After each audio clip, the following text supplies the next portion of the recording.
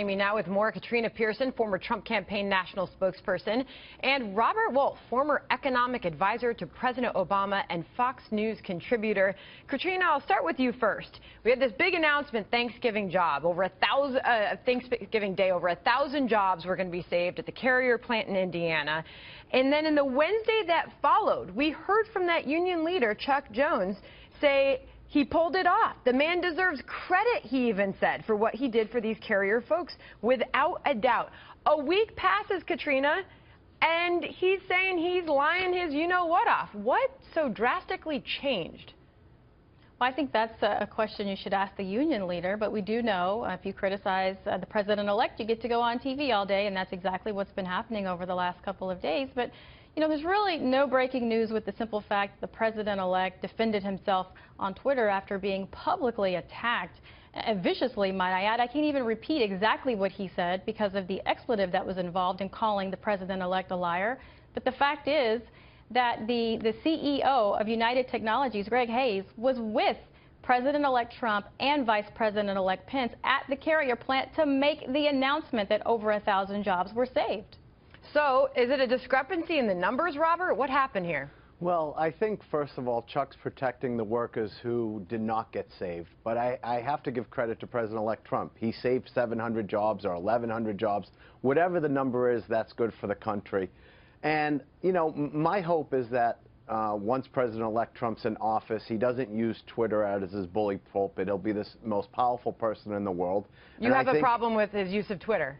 Well, I think in 30 days, my hope is he'll do it much more strategic. He'll be able to have tax reform moving and things like that, and then he'll be able to make sure that, you know, things are made in America, people stay in America. I hope he doesn't do it with tariffs. I hope it's very much policy-driven. But, I mean, these are legal tariffs, and I know where you're going with this, Robert, because you and I have chatted a lot of business.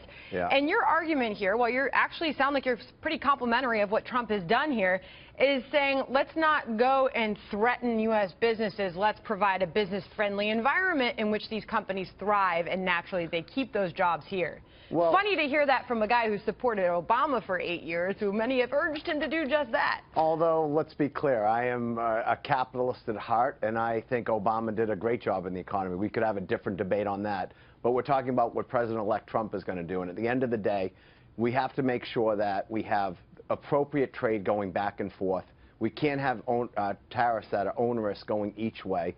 My view is, I think what he said tonight, it would be great if we could buy more in America, make more in America, and hire more in America. That's a great thing. I think by threatening companies is not the way to go. And like I said, I give him accolades on the Carrier transaction, and I think that Chuck Jones, you know, you can figure out how to be disagreeable in a respectful way. I mean, I had many people hit Obama over the years, and I'm not going to be one of those who go on TV and hits President-elect in a disrespectful way. I can disagree on his policies. And I hear that. And I think there's a better way to do it. Katrina, to Robert's point, the use of Twitter to go after a union president in this manner, the president-elect going after this union leader, what did you make of that? Is that a good strategy? Well, you know, recently, the president-elect also tweeted the fact that he's still using Twitter is because he will not get accurate coverage in the media. And so he defended himself, and that is not new. It's been something that the president-elect has done for a very long time.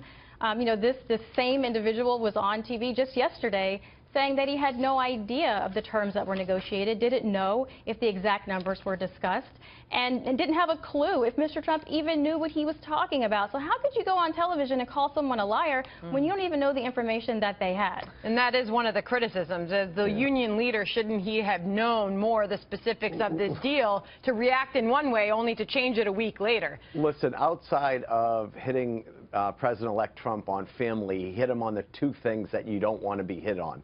He hit him on his brand, and he hit him on deal-making. He said, you know, Trump's lying, and it's a bad deal.